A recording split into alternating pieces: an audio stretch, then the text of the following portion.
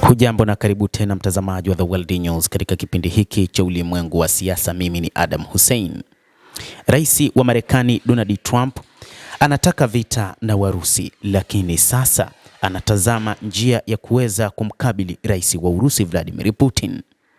Rais huyo kupitia waziri wake wa vita Pete Hegseth alitangaza kupitia mkutano na vyombo vya habari akisema kwamba sasa wao wapo tayari kwa ajili ya mapambano dhidi ya Urusi na wataongoza majeshi ya NATO kwa ajili ya kuikabili Urusi ikiwa haitakubaliana na mpango wa kusitisha vita huko nchini Ukraine. Rais wa Marekani Donald Trump mnamo siku ya jana alisema kwamba baada ya kuona hali na kuwa tofauti ambapo Urusi imesema yenyewe ipo tayari kwa ajili ya mapambano wakati wowote dhidi ya Marekani na mataifa ya NATO, Trump alimpigia simu rais wa Urusi Vladimir Putin akimtaka wafanye mkutano, wakutane, wafanye mazungumzo zaidi. Wachambuzi wa mambo wanasema kwamba hii ni namna nyingine ambayo rais wa Marekani Donald Trump, ambaye waziri wake wa ulinzi alitangaza wapo tayari kwa ajili ya vita dhidi ya Urusi, anatafuta njia ya kuweza kumaliza suala hili kabla ya vita kuanza, ama anatafuta njia ya kuweza kuiepuka vita hiyo. Rais Trump anaongeza juhudi zake katika kumaliza vita nchini Ukraine.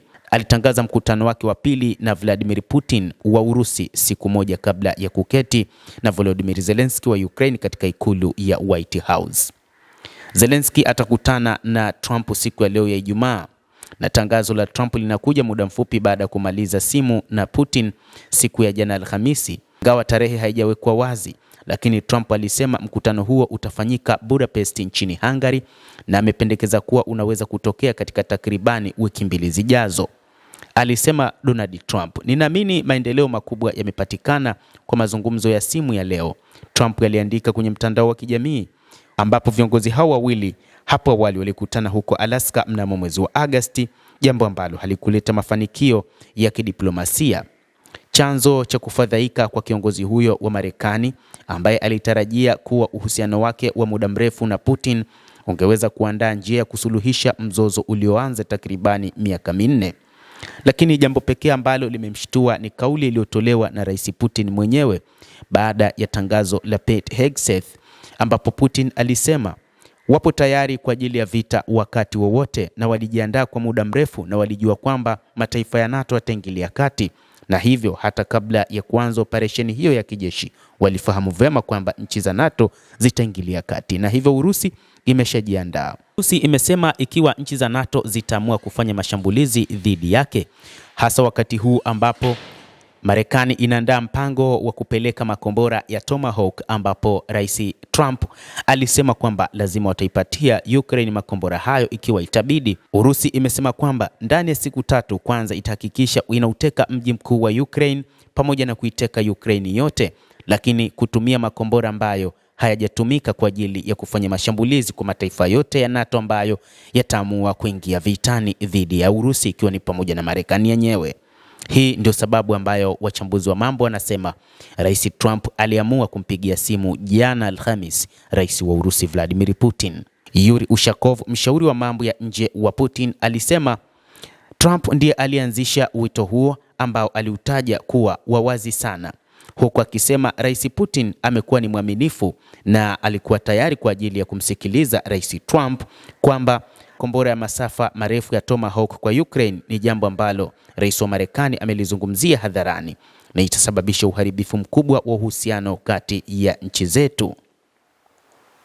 Trump tayari alikuwa amepangwa kukutana siku ya leo Ijumaa na Zelensky, ambaye amekuwa akitafuta silaha ambazo zingeruhusu vikosi vya Ukraine kushambulia zaidi katika ardhi ya Urusi, huku makombora hayo yakitajwa kwamba yangeanzia Ukraine hadi katika eneo la Moscow, ambapo yana uwezo wa kuruka zaidi ya kilomita 2500. Zelensky amedai kuwa mashambulizi kama hayo yangesaidia kumlazimisha Putin kuchukua wito wa Trump wa mazungumzo ya moja kwa moja katika kumaliza vita kwa umakini zaidi.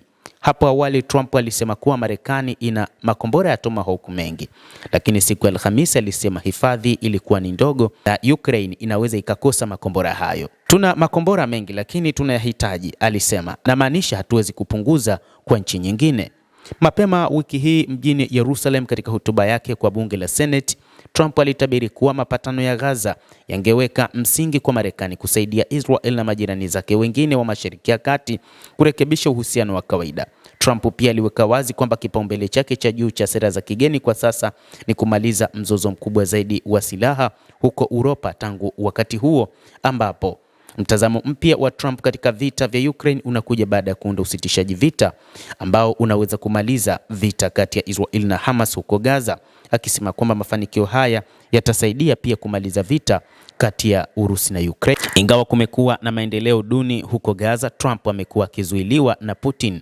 Hakuweza kumshawishi kiongozi huyo wa Urusi kufanya mazungumzo ya moja kwa moja na Zelensky. Endelea kutufuatilia mtazamaji, lakini usisahau kulike, kucomment kadhalika na kusubscribe channel yetu hii ili upate habari hizi kwa mapana hapa The World News. Mimi ni Adam Hussein, endelea kuwa nasi wakati wote, endelea kutufuatilia uyajue mengi yanayojiri duniani.